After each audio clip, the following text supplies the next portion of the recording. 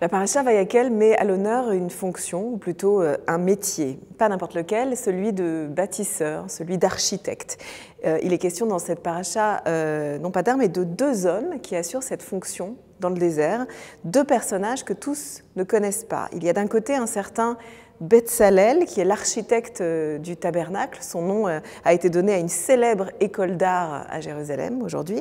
Et puis son assistant aux capacités artistiques reconnues et qui s'appelle Oholiav.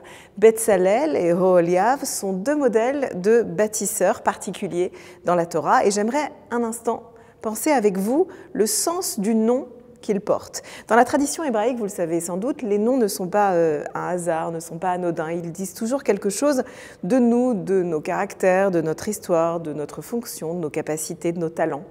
Betzalel, l'architecte, se nomme littéralement Betzel-El, à l'ombre de Dieu.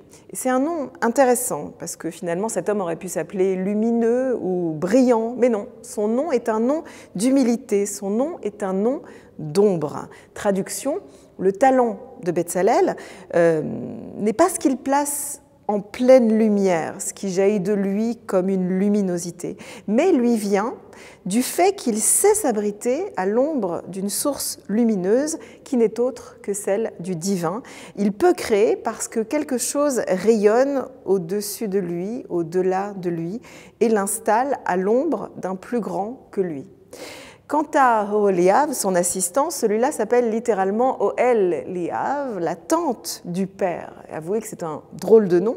L'artiste est d'abord et avant tout, dans la Torah, celui qui s'abrite sous la tente de celui qui l'a précédé, la tente d'un père. En clair, la capacité d'un artiste, le talent créatif, ne lui vient pas de lui-même, mais de ce à l'ombre duquel il s'abrite. Ce talent vient de quelque part, il doit reconnaître le monde qui lui a donné naissance, un monde dont il va faire quelque chose. Et vous l'entendez, la capacité d'être un bâtisseur ou un artiste ou un créateur a toujours dans notre tradition quelque chose à voir avec une lumière ou une puissance qui nous vient d'ailleurs, avec un héritage qui nous arrive de quelque part, qui nous oblige et avec lequel nous devons agir dans le monde avec responsabilité et avec humilité.